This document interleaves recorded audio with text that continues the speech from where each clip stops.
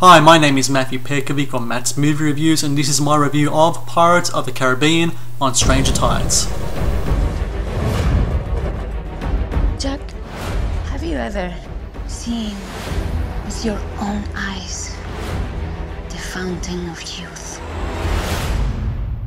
I'm sorry, could you repeat the question, please? We know you're in possession of a map. You could guide an expedition. I could use a ship. What has become of my beloved Pearl? Taken. Blackbeard. The Riggin had come to life. Our own ship turned against us. Captain, I wish to report a mutiny. I can name fingers and points. Now, considering the bloated affairs of the two previous sequels on Dead Man's Chest and At World's End, the odds that Pirates of the Caribbean on Stranger Tides would be any good were slim at best. Yet by dumping the dead weight which was Orlando Bloom and Keira Knightley, and casting a whole new supporting cast and bringing in a new director in Rob Marshall, on Stranger Tides actually surpasses the low expectations placed upon it and actually turns out to be a pretty fun action-adventure movie.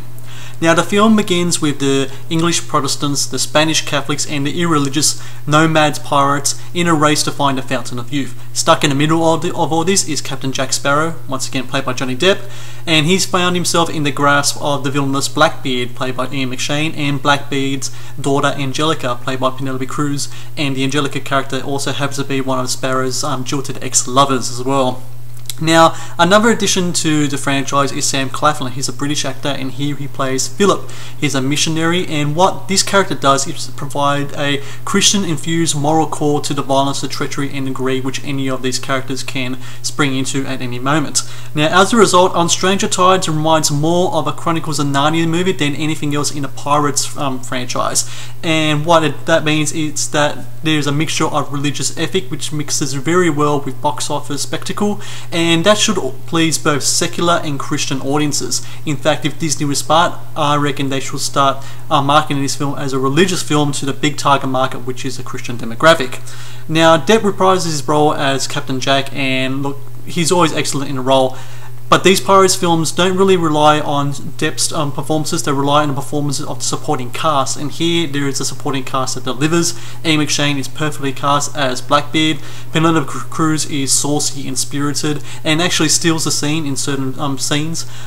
Jeffrey Rush is solid as always as a gritty pirate Barbossa, and also look for big things from the previously mentioned Sam Claflin. Most impressive of all is Rob Marshall. He takes over the reins from previous director Gore Verbinski, and he guides the franchise through much smoother waters. Most impressive of all is Marshall's take on action cinema. This is the first time he's ever done action, and he really does it in a very traditional way, with more emphasis on choreography than, say, shaky cam theatrics or CGI heavy fight sequences.